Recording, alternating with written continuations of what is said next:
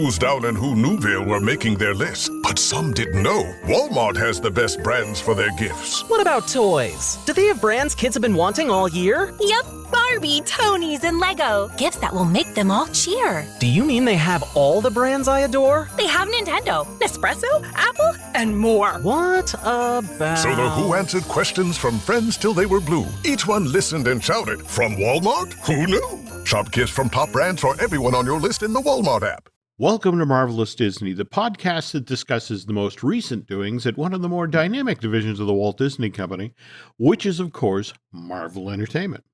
This is entertainment writer Jim Hill, and my co-host, the amazing Aaron Adams, and I are recording this week's episode on Wednesday, April 6, 2022. We're going a little late this week, folks, because both Aaron and I had to watch episode 2 of Moon Knight, which we'll discuss at length in the second half of today's show. And on the other hand, only one of us has seen Morbius. That would be me. And we'll be Jim discussing... has taken the silver bullet for the team, and he is being awarded 15 Marvelous Disney Cool Points. Give it up for Jim Hill, everybody. And remember, they have no value. I have very mixed feelings about this film, which was better than I expected, but we'll get to that on the second half of the show. Aaron, you wanted to start off with a little DC-related news in regard to Mr. Ezra Miller, is that correct? Yeah. Ezra got himself into some trouble, and the hows and the whys don't matter. But what does matter is that the WB execs have put they've considered putting a pause on any upcoming Flash projects, which is sad because you don't want anyone to lose their job. However, fans out there have a really good idea for a replacement. They're cheering for Gustin Grant, who's the Flash from the WB or the CW version of the Flash. And, now that they've done their little crisscross multiverse thing and established that both people can be in the same place at the same time, if they need to let one exit and another one enter, that's not so bad. Yeah, you have to remember that Ezra is also supposed to be taking part in the Fantastic Beasts, the Secrets of Dumbledore press stuff that's going on, because that's going to open the 18th of this month. Oh, well, it's too late for that. I don't think they would go out of the length of editing him out of it. My mistake, the 15th, not the 18th. Okay, right. But either way, yeah. Well, after the week that Bob Chapek had, or weeks that Bob Chapek had last month, it's time for the Warner's execs to get in the barrel. Right. It's like a spotlight over there to the west. There we go. All right. Again, lots of news this week, folks, about which we'll get to in a sec. But as always, the news portion of this week's Marvelous Disney is brought to you by Storybook Destinations, trusted travel partner of the Jim Hill Media Podcast Network. For a worry-free travel experience, please book online at storybookdestinations.com. And as Mr. Testa is known to say, every show should begin with a hearty round of self-congratulations. So, Aaron, last week we were talking about those scenes that had been changed in episode 3 of Falcon and the Winter Soldier. Hollywood Reporter senior staffer Ryan Parker got Disney on the record about these changes that a Reddit reader had noticed. And Aaron's prediction that this wasn't something sinister, this was just a tech issue, turned out to be true. This is Disney's response to Mr. Parker's query. Eagle-eyed fans were right. An episode of Falcon and the Winter Soldier had been altered on Disney+. However, I've heard from a reliable source it was a software control issue and that the wrong file was recently published accidentally. It's being corrected immediately. So, a slight pause here for Aaron to pat himself on the back. Oh, my arm. I broke my arm. I patted too hard, Jim. I patted too hard. There we go. He's a gentle soul, folks. All right. If we go over to the Netflix series that recently migrated to Disney+, the Daredevil, Jessica Jones, Luke Cage, and The Punisher. Are they already under the knife of change? Well, yeah, but remember on the last show we were talking about tone and the difficulty. And when we lost Stan Lee, obviously a number of projects produced by Marvel Studios tried to go out of their way to pay tribute to Stan the Man. This included Punisher, and in fact, final episode of season 2, which aired on Netflix on January 19th, 2019. ended with a lovely black card that read, "In loving memory of Stan Lee." But the problem was the scene that immediately preceded it. It had Jonah Berthnall's Frank Castle character opening fire on a group of criminals who were gathered outside of a warehouse, which again is true to the tone of the Punisher comic books. You can't Right. fault it. Yeah. And this scene was probably shot long before anybody had any idea that we lost Stan and we want to put a tribute card at the end of the show. Right. There was some sort of a disconnect. Here's our hero brutally murdering a bunch of people. Thanks, Stan. In your memory, here's the St. Valentine's Day Massacre. Yeah. Yeah, no, that don't work very well. Clearly, there were other tributes that were done. For example, Jessica Jones in the final episode of, I want to say, season 4, which it aired 5 months later on June 14th of that same year. That tribute card, again, in loving memory of Stan Lee, is still in place. It's just the belief that, okay, Punisher meant well, but that's the wrong place, the wrong time. Did they just cut it, or did they move it to a different location, like, say, maybe at the end of the series? So far, it seems to have been removed and not placed elsewhere. But Okay. again, this is a work in progress at Disney. And I'm getting this sense that what with everything that's going on with poor Mr. JPEG's problems, especially with what's going on with conservative media going after woke Disney and the reaction to Disney announcing that they're not going to support people who supported the Don't Say Gay legislation in Florida and that they're not going to contribute to politicians anymore who, help support that bill. I get the feeling that Disney is now overcompensating, trying to remove the low-hanging fruit from folks who are going to come after them. Take, for example, the news that came this week about Ms. Marvel. It's ended up with a TV PG rating. So what exactly is TV PG? Content may contain infrequent and or mild language, little sexual content and or references, mild violence, and or suggested themes, dialogue, or mild sexual content, partial nudity, which may be unsuitable for younger children without parental guidance. What makes me kind of crazy about this is Ms. Marvel is the first project that Marvel Studios has produced for Disney Plus to receive a PG rating. And you and I just watched episode 2 of Moon Knight, where people got pounded into mush, and that doesn't get a PG. Does that seem a little odd to you? Wait, were you saying that Moon Knight should get a PG rating somehow?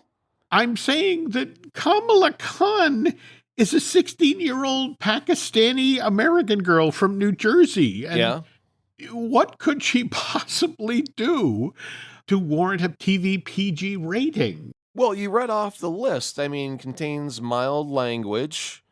You ever heard a kid swear? I have. I have. Okay, so boom, there's one. Little sexual content and or references. You ever heard a young kid talk about sex? Doesn't mean they're doing it. Just means they're asking about it or talking to their friends about it. Whisper, whisper. I remember those days. That's check box there. Suggestive themes. Nudge, nudge, wink, wink. Check.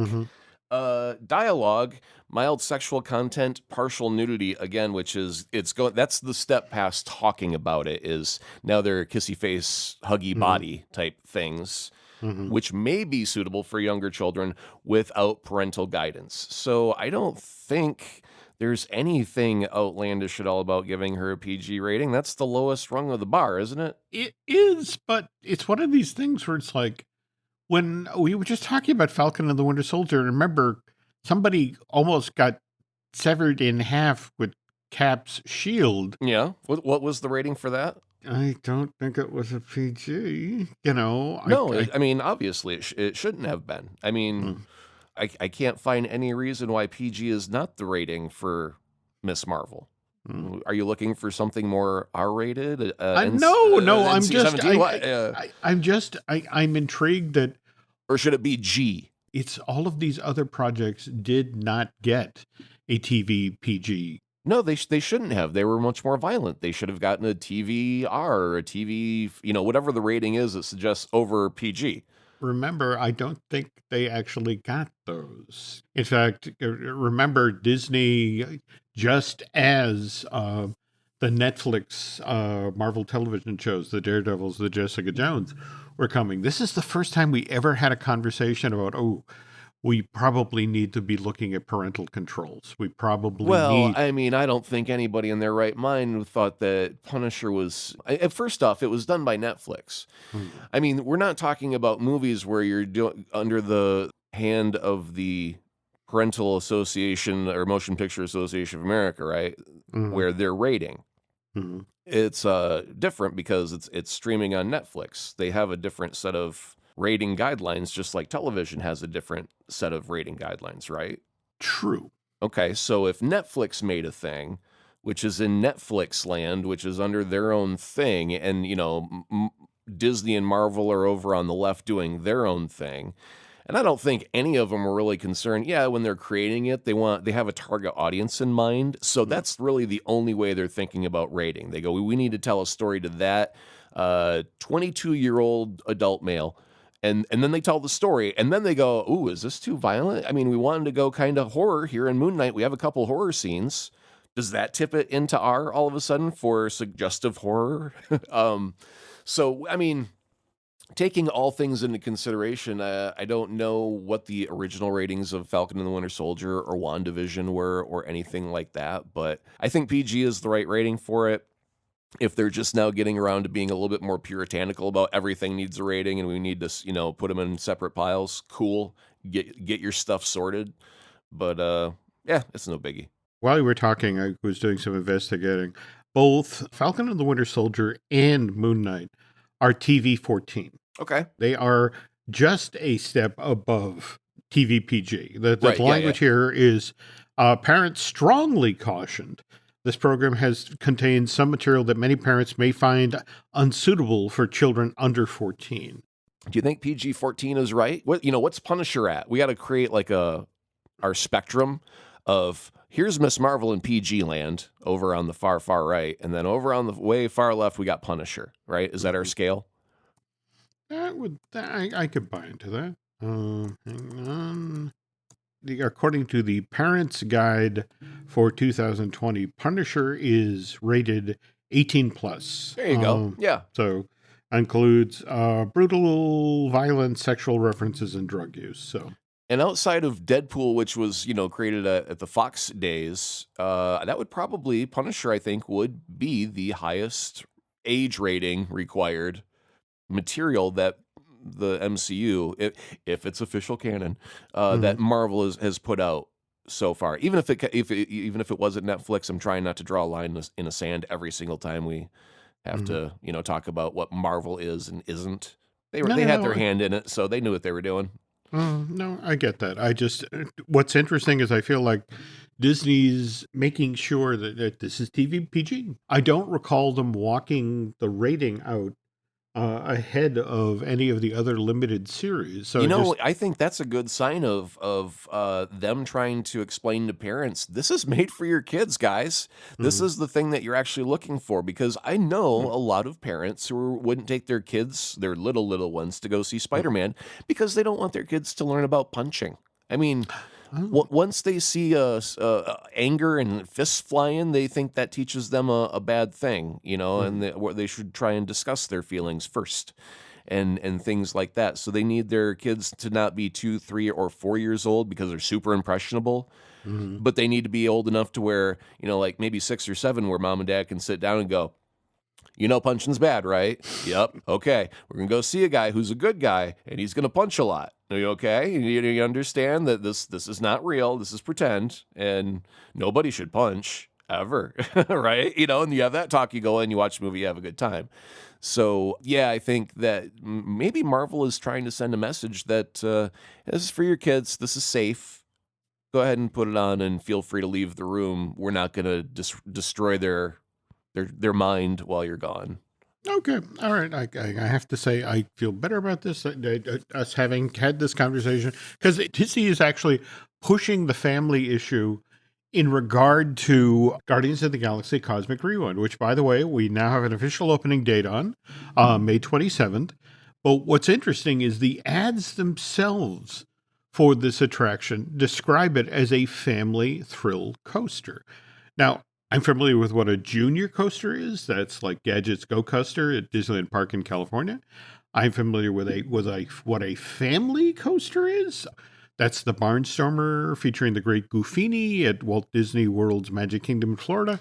And I know what a thrill ride is. Any Space Mountain indoor, roller coaster around the planet. But a family thrill coaster seems to be a new animal, particularly in themed entertainment circles, and has an interesting height restriction. It's you have to be 3 feet, 6 inches tall to ride this thing. Man, that's so specific. You would think that they would let people of taller statures ride the ride, but to have to be, boy, I mean, I would have to go have a kid and plan their age and then make sure that their growth spurt hit right at that right age to be. Am I wrong about this? I think I'm wrong about this. I'm going to shut up. A touch wrong. Okay. But to put this all in perspective, Soaring Around the World, Test Track, and Mission Space, 3 other popular Epcot attractions, immediate vicinity of Cosmic Rewind, they have height restrictions of 3 foot 4 inches. So, you got to be 2 inches taller to do this family thrill coaster. On the other hand, you have to be 4 feet, at least 4 feet tall to ride Rock and Roller Coaster of Disney Hollywood Studios, and 3'8" to 8 inches tall to ride Space Mountain. So Cosmic Rewind isn't as restrictive as those thrill rides, but again, that's because it's a family thrill coaster in addition to being a storytelling coaster. So, hey Jim, let me ask you a quick question for legit reasons. Yep. The way that you are fastened into your seat in each of those coasters, are they similar or different? I would think if you were an itty bitty person, right, and you're doing like a junior coaster, that usually a lap bar might be enough because they're not doing high G forces that are going to fling you out of the ride, and it's a more genteel ride. But see, the thing is, like the faster it goes, the more ups and downs, lefty righty, the more they might put a harness over you in a different way. And I'm thinking, if it's a qualification of, obviously, junior coaster is your smaller person and more genteel.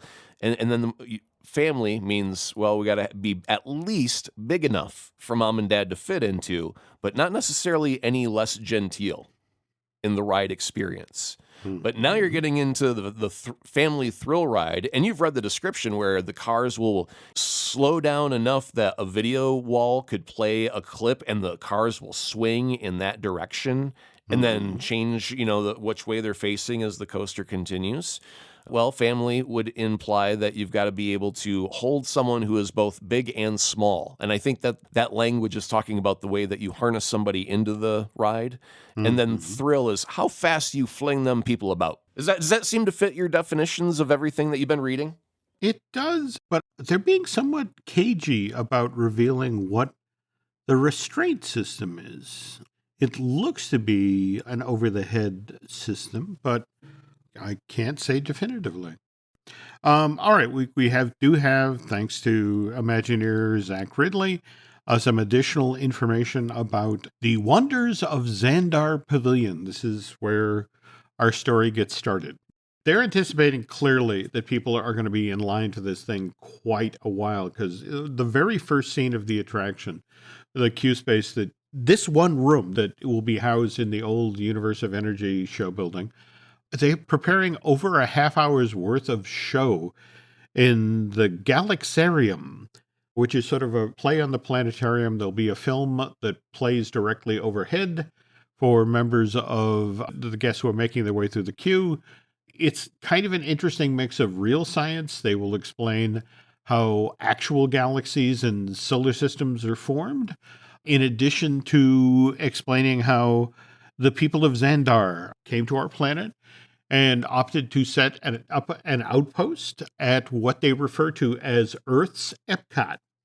This is just the first room where you're going to kill time. Beyond this giant space with its over half-hour long show, there will also be the Xandar Gallery. Before we jump off of the 30-minute room, I'm fascinated by the sound of a little planetarium in the queue. And can you dive out of the queue and just kind of chill in that room and let people go by you as you watch the experience if you're that enthralled, and then jump back in when you're done? Or is that just meant to be one of those things where you're meant to go through 100 times riding the ride and you're supposed to catch snippets of it and there we go. Get the whole full experience through 100 visits? Okay. This is supposed to be a re-ride ability thing. Rawr. I would like to sit down and just watch that. That sounds just wonderfully neat and an interactive experience that I would enjoy beyond the ride. Speaking of wonderfully neat, ads for the soon-to-own Epcot attraction have begun airing nationally this week, and they all sort of follow the same theme. There was a commercial for Abbott Elementary, the sitcom on ABC, where you get about 5 seconds of the normal commercial where then the signal is overridden, seemingly from a message that's coming from deep space. And this is the message you get. This is an SOS from NovaCore. Everything is disappearing. Our outpost on Earth's Epcot is in danger. Help the galaxy before it's too late. And then there's this wonderful one. You cut to the cockpit of the Benatar. And friend of the show, Jim Schull, legendary Imagineer, pointed out that they've got the CG Groot, they've got the CG Rocket, and they've got an actor playing Star-Lord. But they clearly didn't want to pay Chris Pratt to appear in this ad. So it's somebody dressed as Star-Lord who's asleep in a chair in the cockpit and never opens up his mask. He's asleep the whole time. The ad is genuinely funny. I mean, when we first see Rocket, he has somehow mangled Star-Lord's gift from his mom, that cassette. And it's like, Quill, this thing is so broken. And then Groot does what Groot does. He says, I am Groot. But he's gesturing toward a monitor and turning it on to the effect of, hey, there's a message coming in. And then we get this frantic message from the wonders of Xandar Pavilion at Epcot. This is an SOS from NovaCore. Everything is disappearing. Our outpost on Earth, Epcot, is in danger. Help the galaxy before it's too late. And then there's this amazing effect where the female technician who's doing this ad essentially gets pulled backwards and disappears out of time. That's the message you're supposed to get, is that time and space are rewinding. So the cosmic rewind. There's this lovely moment in the ad where Rocket turns basically to the folks of it. We're all sitting at home on the couch. And it's like, well, you heard the lady. Get to Epcot. It's save the galaxy time again. I think the very best part of that script is the idea of calling it Earth's Epcot. They really could have called it, Disney's Epcot or Epcot in your Disney World, and did the whole corporate, we got to get our name in there 7 times because that's how we do branding, make sure they know where they're at. And it's like, obviously, guys, we're in the freaking park. We need to go beyond. And Earth's Epcot, you know what that implies? There's only one. There's just the one on the whole planet. If you can search high and low across the entire globe, there is only one Epcot on planet Earth, and you are here now. I think that is actually the most genius thing out of that whole script. They did something magical there. Seriously, when you get a chance, go check out this ad, because the button, the beautiful button for this thing is, as it's ending, they kick into the musical sting from the Ohio Players' Love Roller Coaster. So, I mean, it ends on a great piece of music, great visuals, really funny. But again, as you said, it's all on message. I mean, it's one of these ads. Disney used to do these, the sorts of ads you'd look at it and it's like, I'm buying a plane ticket. I'm booking a hotel room. That's something I have to check out now. But also, people have waited a long, long time for this ride. The attraction that was previously housed in the old Universe of Energy Pavilion, Ellen's Energy Adventure, closed on August 13th, 2017. That was more than 3 months after Guardians of the Galaxy Volume 2 opened in theaters on May 5th of that same year. So it's been 4 years and 9 months since this attraction, the Ellen's Energy Adventure, closed, till we're getting Guardians of the Galaxy Cosmic Rewind. So I guess it would be nice if the Imagineers could use some of that time goes backwards technology to maybe shave a few years off of the delivery date of this thing. Wait a minute. If they go backwards in time, doesn't that mean that you get further away from the date? You need a time go forward machine to get closer to having this be done. I'm sorry to poke holes in your time theory. Where are Mr. Peabody and Sherman when we need them? Okay. But speaking of wanting time back, when Aaron and I get back from this break, we're going to talk about Morbius. The family that vacations together stays days together. At least, that was the plan. Except now, the dastardly desk clerk is saying he can't confirm your connecting rooms. Wait, what? That's right, ma'am. You have rooms 201 and 709. No, we cannot be 5 floors away from our kids. The doors have double locks. They'll be fine. When you want connecting rooms confirmed before you arrive, it matters where you stay. Welcome to Hilton. I see your connecting rooms are already confirmed. Hilton, for the stay. Every story you love, every invention that moves you, every idea you wished was yours, all began as nothing. Just a blank page with a blinking cursor, asking a simple question. What do you see? Great ideas start on Mac. Find out more on apple.com/Mac. As I mentioned at the top of today's show, Aaron and I have just both watched episode 2 of Moon Knight. So what's your take on this? A good follow-up to our initial episode? Did it fill any holes for you? Or Yeah, no, I think it all moved in the right directions. So at the end of episode 1, you get Moon Knight walking right into the camera, and you're like, finally, we're going to get some Moon Knight. And episode 2 starts, and no Moon Knight. Damn it.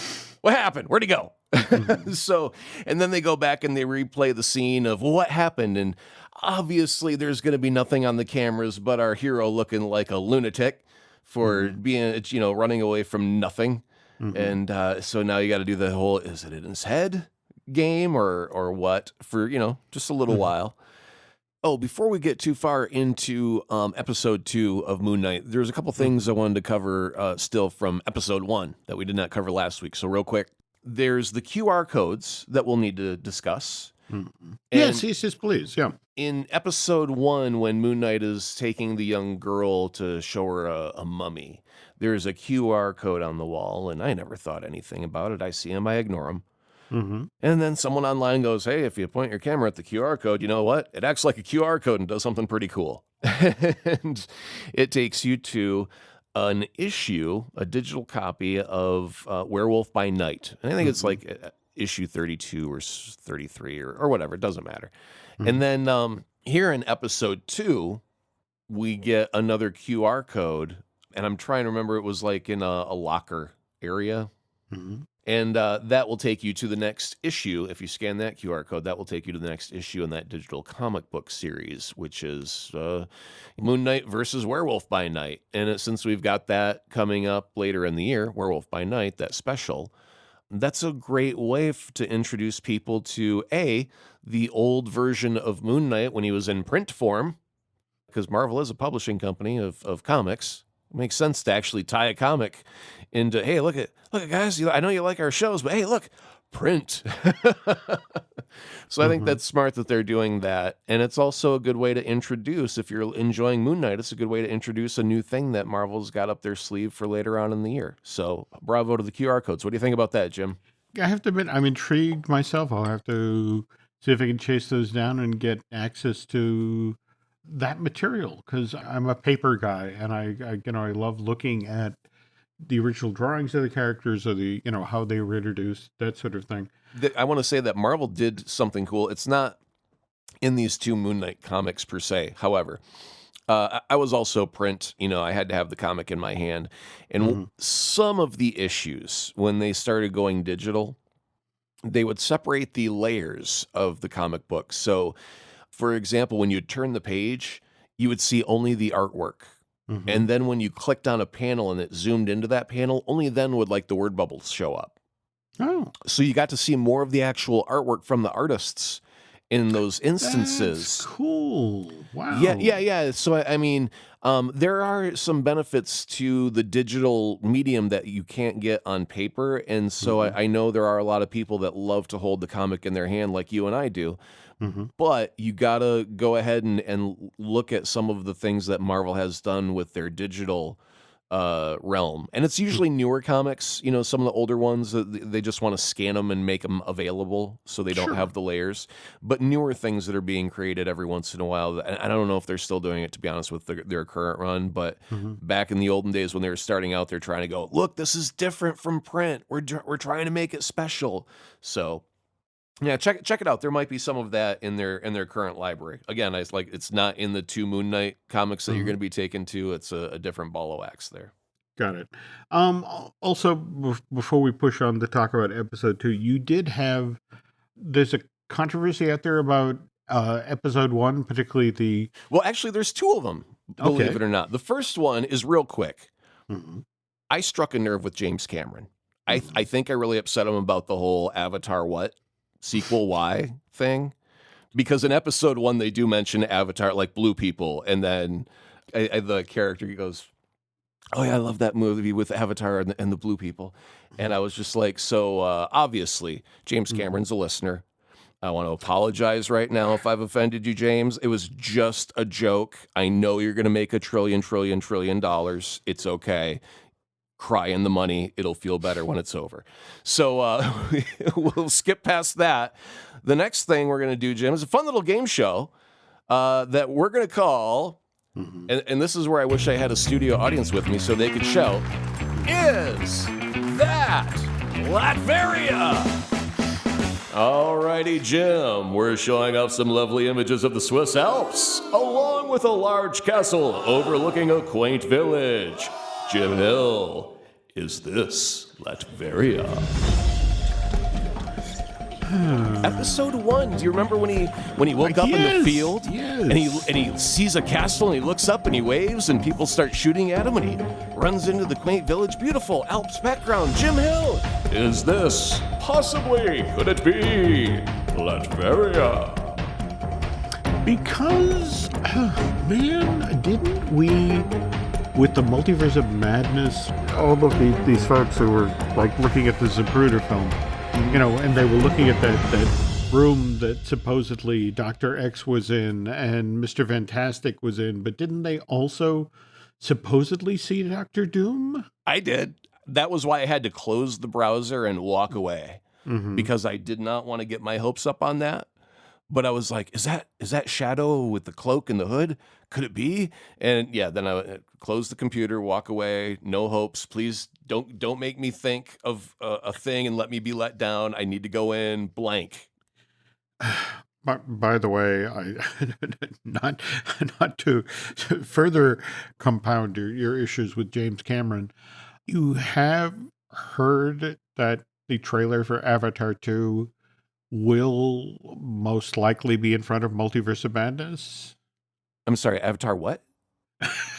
Never mind. James, I'm sorry. It's a joke. The whole point is every time I do it, the funnier it gets. Yes? Yes. Crickets? Why the hell are crickets all of a sudden playing? Damn it.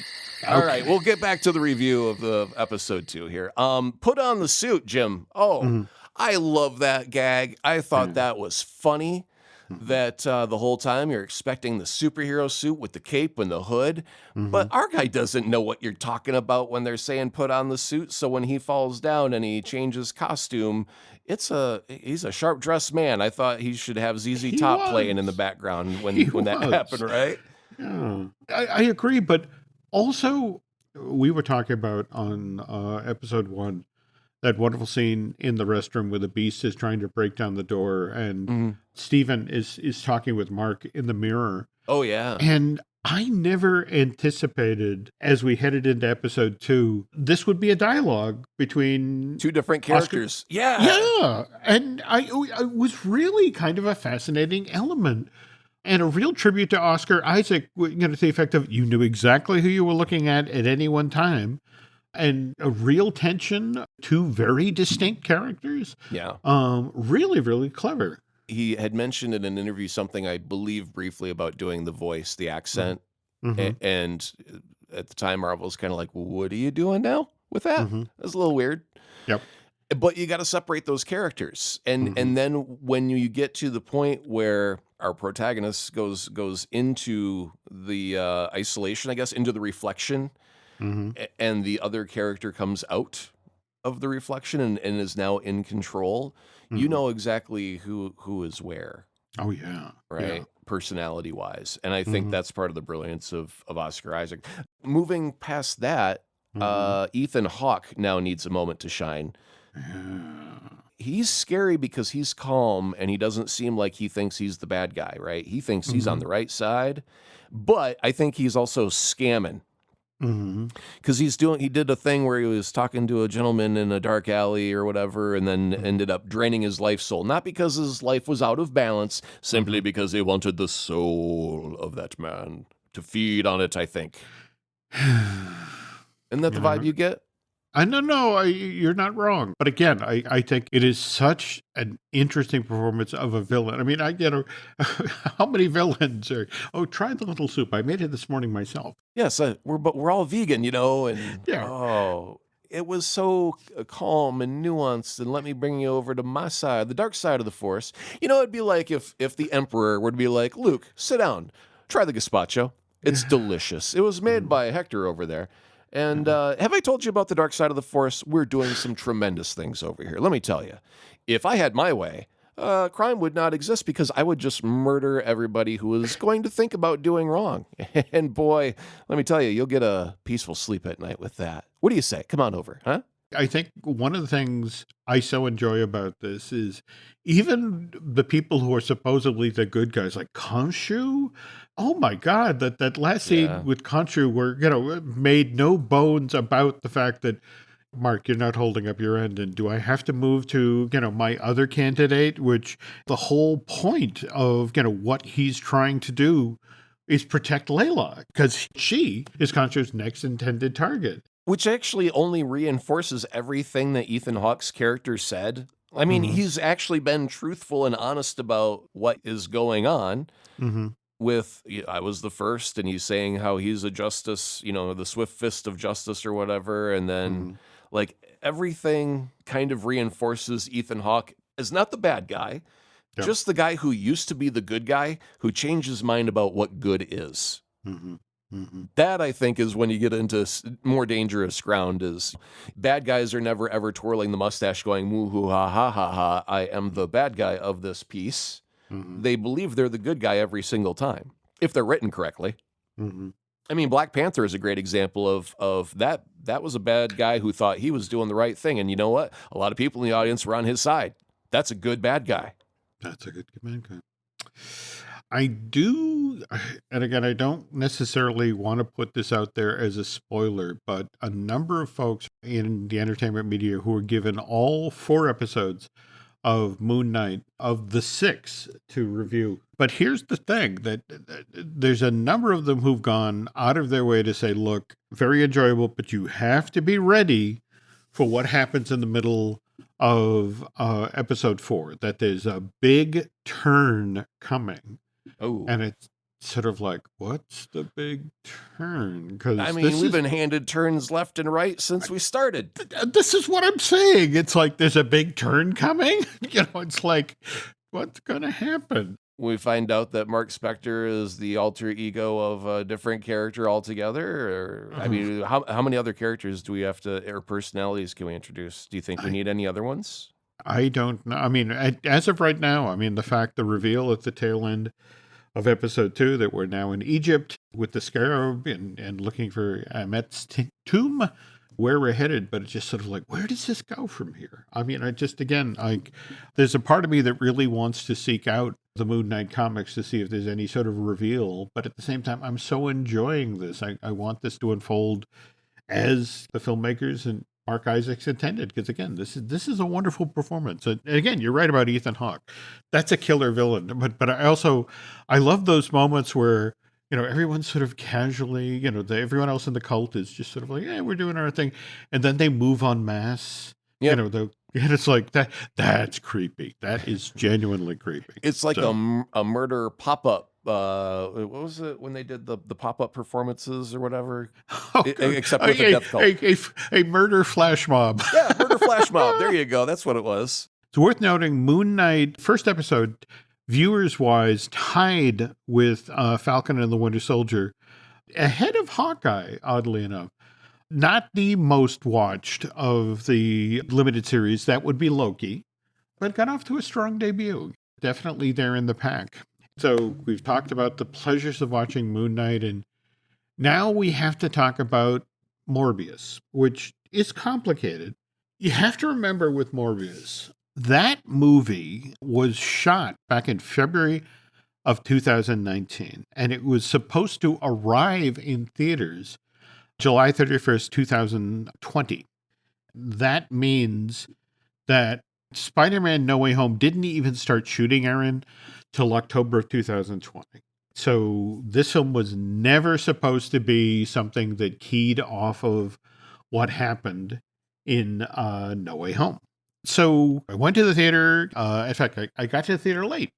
Ran straight into the auditorium, and right in the middle of the new Multiverse of Madness trailer, which has some really interesting chunks of dialogue. There's an exchange between Stephen Strange and Wanda to the effect of, we could use an Avenger. And Wanda's like, there are other Avengers. And Stephen tries to sell her on getting involved. It would put you back on the lunchbox. That's a good line. That's a great line. But the crucial line in this thing, and in fact, they've begun using it in the television ads for Multiverse of Madness as well, is Wanda talking to Strange to the effect of, you break the rules, you become a hero. I do it, I become the enemy. I know we've talked previously about Elizabeth Olsen signing that much longer contract with Marvel Studios, but I think we're going to be in an interesting place with this character as Multiverse closes. But by the way, you were mentioning, I've got some info here from Sam Raimi. He's been out there talking quite a bit about the film, but you have a couple of stories to share, right? Or Yeah, he's been doing the press, and recently with Fandango, Sam said that he would love to direct Spider-Man 4. Everyone's asking him about it. He realized after filming Doctor Strange that anything is possible really in the Marvel universe with team-ups, and he loves Toby and Kristen Dunst, and all things are possible, but also added, Marvel's got a full slate. I don't know what their interest would be in that. No one's talked about it with me, so I'll just say, if they did it, of course I would be happy to do it. Okay. I think that's kind of stating the obvious. And then Elizabeth Olsen, she likes to throw a monkey wrench into the works because, well, she's a witch, I guess, so she's got to cause some chaos. She told a reporter to ask Sam how familiar he was with the quote-unquote new Marvel, which is basically everything from Iron Man forward, our current MCU as we know it. And Sam had admitted to have only seen 4 of the films before he was brought on for Multiverse. However, he liked all 4 films. And to be fair, there were over 20 films at the time. I couldn't see them all. But he liked what they were doing, and he's always been a Marvel fan, even with the comic books as a kid.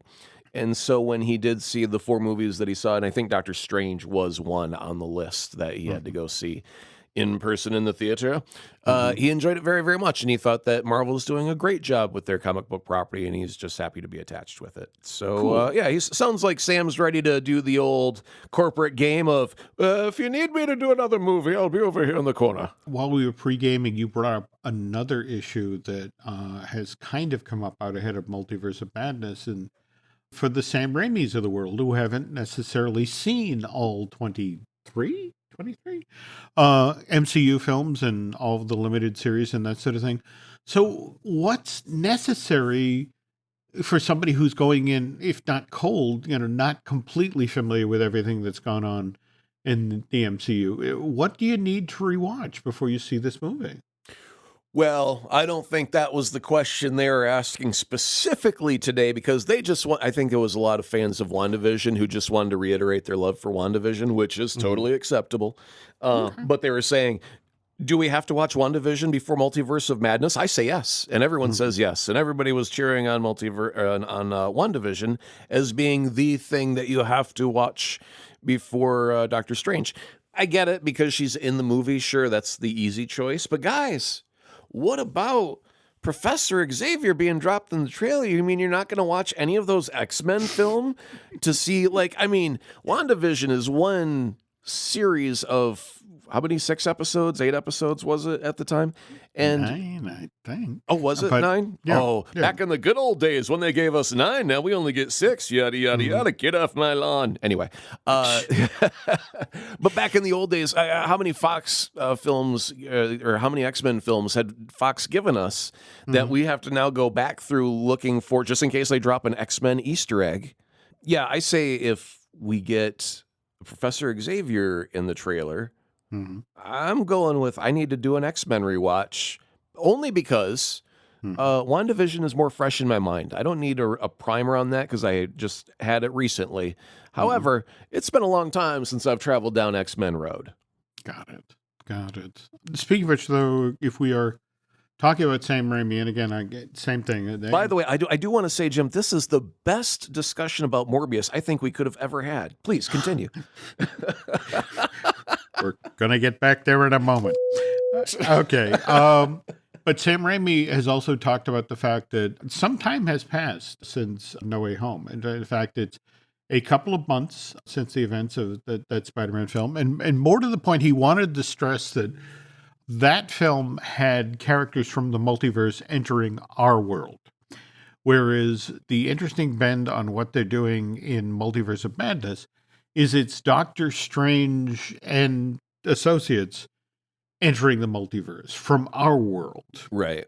Which, again, kind of an interesting funhouse mirror take on the thing. The other thing worth noting, especially with the ever-increasing size of Marvel films, did you see the runtime for this thing? Is it the new longest Marvel movie in history? No, actually, it goes in the other direction. What? It's 2 hours and 6 minutes long. A relatively breezy 2 hours and 6 minutes. So, absolutely right. Yeah. Yeah. So Interesting. I'm kind of thrilled on behalf of my tiny bladder.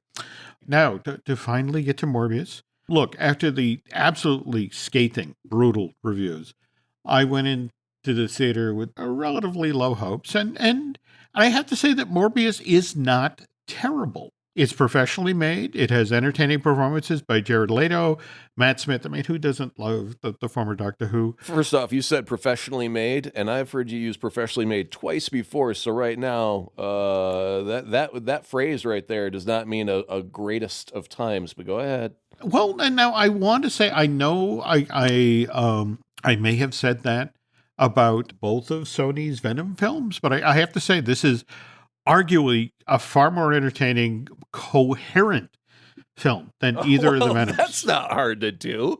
Oh, Bludgeon a trust person over me. the head with a brick and go, I'm more coherent than that there.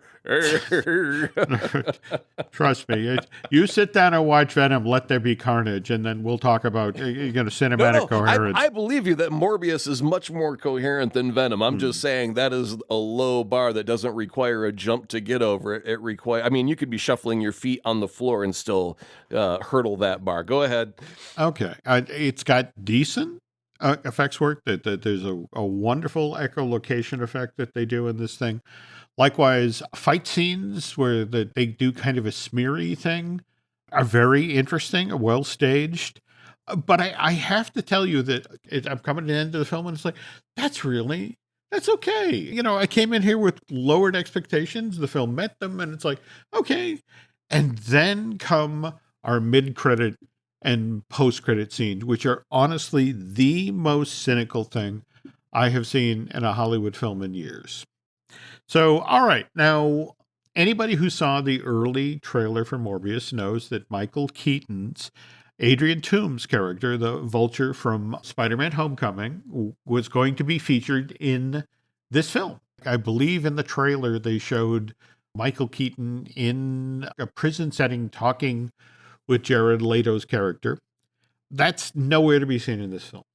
What we get instead is we first get a shot of what the three Spider-Men saw over the New York skyline. We see that effect where the sky is cracking open as the multiverse is spilling into our world. Right. We then cut to a prison cell where Toomes appears like he's in Bewitched. I mean, just sort of poof, he's in the room. And he's in, well, here's the question. Is he in our world? Because wouldn't he have been in Tobey excuse me, Tom Holland's Spider-Verse. So he's entered a new realm. So this is where it gets interesting. Is he in Tobey's Spider-Verse or Andrew Garfield's Spider-Verse?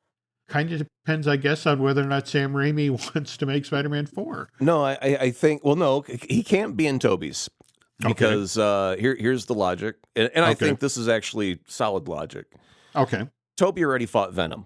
We already had a version of that character. Point. Okay. You know, even the whole Eddie Brock, character, not just beyond Venom there. Okay. So you've got that to say, nope, can't be the same. The reason it can't be also is because Morbius, does he mention that Venom in this movie? Like, there was the scene in the trailer, he scares the guy about, I'm Venom, or no, I'm just kidding, I'm just Dr. Morbius. They do include the scene from the first trailer where the FBI officer says, doesn't this remind you of that thing that happened in San Francisco? Right. But that's it. That's literally all you get the only nod to Venom. So So if they were to have kept that, that would definitively mean that Morbius and Venom are in a shared universe. Now, the problem, even with the Andrew Garfield thing, is in Venom's cameo in Spider-Man No Way Home, he didn't know about this spider guy. He thought maybe he should take a trip.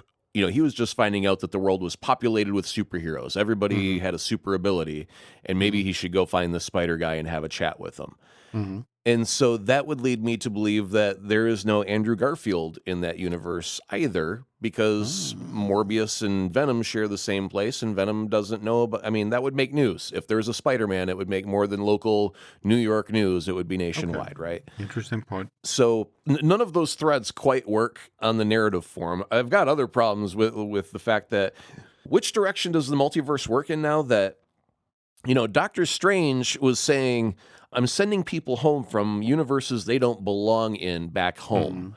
And so we send our villains, the Green Goblin, Doc Ock, all back to their respective places. So now, all of a sudden, the multiverse, the universe itself goes, I think I got everybody here. I'm just going to add this Toombs guy as well because stupid old universe can't keep track of all of everything. So he accidentally gets teleported back for some strange reason. This is the interesting bend on what you're saying, that we see him appear in this prison cell, and he has a lovely joke to the effect, well, I hope that the food's better at this place. But then we get a news report to the effect of, Adrian Toombs, appears in a locked prison cell. There's no record of this man ever having committed a crime in this world. And so he is freed. And that's literally, everything you get in the mid-credit scene. Okay, so a couple of paradoxes that throws in. Is there a different Adrian Toombs who is just walking about? Because the reporter has to be able to look up a public file. Who's this guy? If he didn't exist in that universe beforehand, they wouldn't know who he was. He'd just be a mystery guy, a John Doe. But they can identify him either through fingerprints or photography or whatever. They can say, that's Adrian Toombs. So that implies there's already an Adrian Toombs there. Has he been plucked out and swapped? Has he been nulled out of existence? Where's he at? You are putting so much more thought into this than the screenwriter of this part where of I'm the going film. with this. Yeah, totally. Okay. It all falls. You can see the cash grab, like the hand come out and grabbing the dollar bills, and then a little snicker, like Amy Pascal snickering under the stage. I got you, suckers. Anyway, go ahead. Because I've got other stuff to tear into the other scene. Okay. We have Michael Morbius in a sports car, and he's racing to a set of coordinates that we see on his dashboard, and he needs, it's 2:21 in the morning, and he stops the car in the middle of the desert, and then out of the sky appears the Vulture. It's the full Vulture suit. Might be a little different from the one we saw in, Homecoming. It's been a while since I've seen it.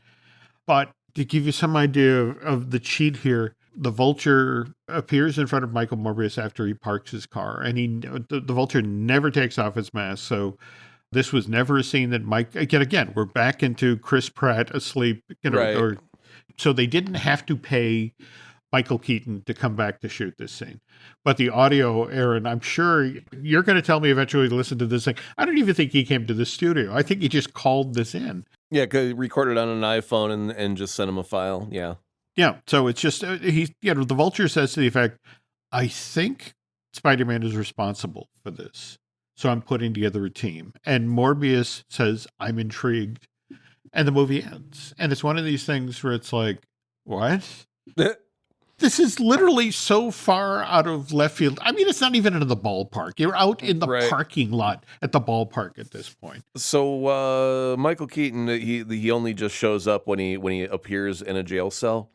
Yes. He has no information about how or why he got there, but he's able to put it on a Spider-Man. Yes. How did he meet Michael Morbius? How did they get into contact with one another to have this chit-chat out in the desert? Again, you're putting more effort in. Wait a minute, hold on. I got a better one, Jim. This is going to blow your mind. All right, so I was asking about an Adrian Toomes in this scenario that existed before he got there, right? Mm-hmm. So he's wearing a Vulture costume. Obviously, that wasn't teleported with him in jail. Otherwise, I think the police would have said, hey, maybe we should take the high-tech death murder suit and not let you walk out with it. Mr. X that we just appeared in a jail cell. So he's got his Vulture suit. If we were to scan the gray matter that's still functioning about how did the Vulture come to be, he was salvaging tech after the Battle of New York back in the day. So he was. That would mean there would have had to have been a Battle of New York in Morbius world in order for there to be the tech to create a different timeline Adrian Toomes Vulture suit. Mm-hmm. Oh my God, it hurts, Jim. It hurts. I want a pan-galactic goggle blaster. Just wrap a brick around a wedge of lemon and start smacking me over the head with it. Because it just sounds painful and it sounds stupid. And, a lot of people say I give Sony a hard time and why am I down on Sony? It's exactly this. I think that they think about a dollar sign before they even think about anything that makes any remote logical sense in a structural narrative, that it's just about, let's just publish shit. And because Marvel is doing so good, like the MCU is untarnished. These are the Roger Corman studio tactics of, hey, there's a Star Wars out. I got it. We'll call it Battle Amongst the Stars. Give me some tinfoil and wrap up in it, and you're the robot. And, it's that freaking bad. And I also think that the general public does not know to differentiate a Sony Marvel product from a Marvel product. I got a couple of friends who, they just ran into Captain Marvel, I think, was the thing that they just discovered while flipping through the Netflix. And they go, it turns out this is one of the Marvel movies. I'm like, no kidding. It's called Captain Marvel, and you're surprised to find out it's a Marvel movie. Okay, where do we go from here? Oh, it's this charming young girl. Apparently she's in some other films that have to do with this whole Marvel place. Like they don't know MCU as a language. It's the Marvel place, like The Good Place with Ted Danson. It's the Marvel place with that pretty blonde girl. And then it just expands from there. And then they see Doctor Strange and they're like, hey, guys, this Doctor Strange character, he knows that Miss Marvel girl. They've worked together on a thing. And there's a spider guy. I don't know where he came in, but apparently there's a kid. He's a spider. It's amazing. And they're just piecing this together in random order. And it's baffling to them how all these dots are being connected because they don't care like we do. It's just random entertainment that they stumble across, and then they go, oh, I remember a movie that seemed like that. Is that part of that thing? It's weird. It is weird. Okay, and now we have to talk about poor Daniel Espinosa, who, remember, shot this movie in February of 2019. And then did reshoots in February the following year, 2020.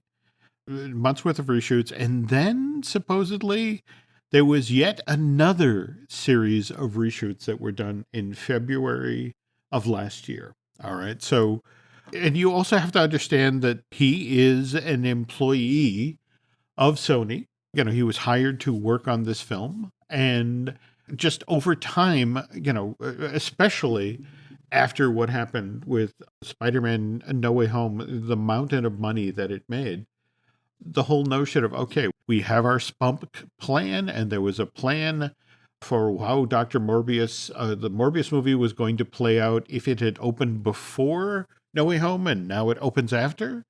And, we have to, at some point, get our Sinister Six project moving forward. So this is what you do. And so Daniel was out doing interviews just this past week or so, and trying to talk around the fact that this is a $75 million movie made by a giant corporation that is working a franchise, and what they wanted to do with the franchise changed between the time we shot the first movie and did the first set of reshoots and the second set of reshoots. And what was interesting is he actually get talked about, for example, what happened? There was that scene in the trailer where there was that graffiti that was clearly of Spider-Man, and he was like, I didn't shoot that scene.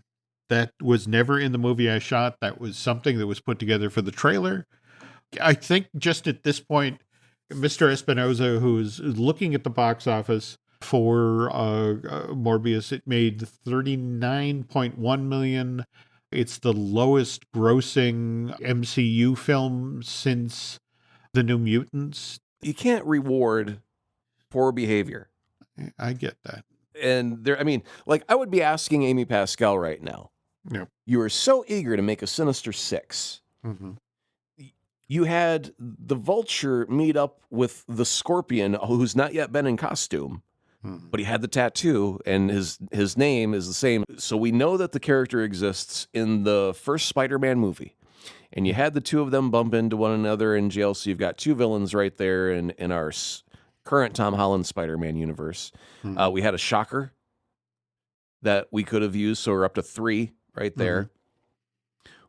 We had a Mysterio in our sequel, so there's 4. We then import a bunch of characters for Spider-Man No Way Home from a different universe, bring them in, and we get to a Sinister 5. Then we decide to send them all back home and not use any of them. And then you teleport the Vulture to Morbius land, and now we're at the Sinister 2. What the hell are you thinking? How are you going to get to 6? Why can't you come up with a plan that makes any sense? And why does it seem like this movie that's been sitting on a shelf for 2 years has got these cash grab intention end scenes that make no sense but only imply I'm going to take your money again? I mean, it's just bare naked bad writing and management of the property. And again, I'll go one more time. You got Blade available in the MCU. Why in the hell are you not thinking about doing a vampire versus the vampire hunter? Anybody? Feige, can you explain this to me? Why can you not sit Amy in the corner and say, please, I've got plans. We can work together and make money. Just don't it up. I honestly don't know what to tell you. I mean, I face it. We have talked at length about what else is going on in Spunk. We've got Madam Web casting up. We've got Craven shooting over in London. This is an ongoing enterprise, Aaron. And, I'm actually going to be intrigued when we get to Craven to see how this potentially connects with Morbius. But it was one of these things where it was just so cynical. Just all of the goodwill that, and again, you look at it, and again, I know that's weak praise, but it was professionally produced, and there were some engaging performances from Leto and Smith and Rail. But it was one of these things where the villainous turn was, and Matt did his damnedest to keep you off kilter by being Matt, by being I mean, it was a great choice to go with a charming actor like that and make him your villain. But you just got the sense of a lot of this was somebody sitting at the dining room table with 5 different puzzles. And it's like, with the sledgehammer about this piece of the sky will fit right here, and that's how it, and again, it was a pleasant experience right up until these scenes at the end. Yeah, and that's too bad. Also, well, again, you're a movie out in theaters and you have an opening weekend like this, you have to look ahead to the fact that, you have Sonic the Hedgehog 2 opening this week on April 8th. And then the weekend right after that, you have the third Fantastic Beasts film, The Secret of Dumbledore. And it's like the box office oxygen goes out of the room this Friday. That anybody who showed up for this opening weekend this isn't a No Way Home. Oh, you got to go back and see it again. This is a one and done. And it's made $84 million worldwide, but I will reiterate words from Drew Taylor simply for the Matt Smith connection of you're going to have to watch Last Night in Soho, because Matt Smith plays a wonderfully bad man in that movie. And so even if you're a Matt Smith fan, Edgar Wright fan, Anya Taylor-Joy fan, it's all good. Check it out. There we go. If you're looking for a good villain performance for Matt, go there. Yeah. So that's going to do it for this week, folks. Please come back next week when Aaron and I will wade into episode 3 of Moon Knight, and we can look to see what happened with Morbius over its second weekend. But in the meantime, Aaron, has always been fun following you on social media. And where can folks reach out to you to do that? Oh, well, simply just head over to Twitter and at Asa Prod, and I answer, a wide range of questions beyond the Marvel thing. Some people recently, I was asked, how much do I spend on a bottle of wine? And I think about a half an hour. That's my answer. I walked right into that. Okay. All right. We'll tell you what. We also do the social media thing. You can find us on Twitter and Instagram at Jim Hill Media, and over on Facebook is Jim Hill Media News. Likewise, we do have a couple of other podcasts here. We have the Disney-ish I do with Len Testa. Likewise, we were just talking about Drew Taylor, the wonderful entertainment writer from The Wrap. He and I do Fine Tuning together, where we discuss animation news.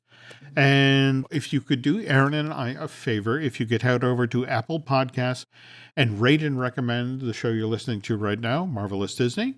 Likewise, if you really, really, really like what you heard, if you want to head over to Bandcamp and subscribe, that would be helpful.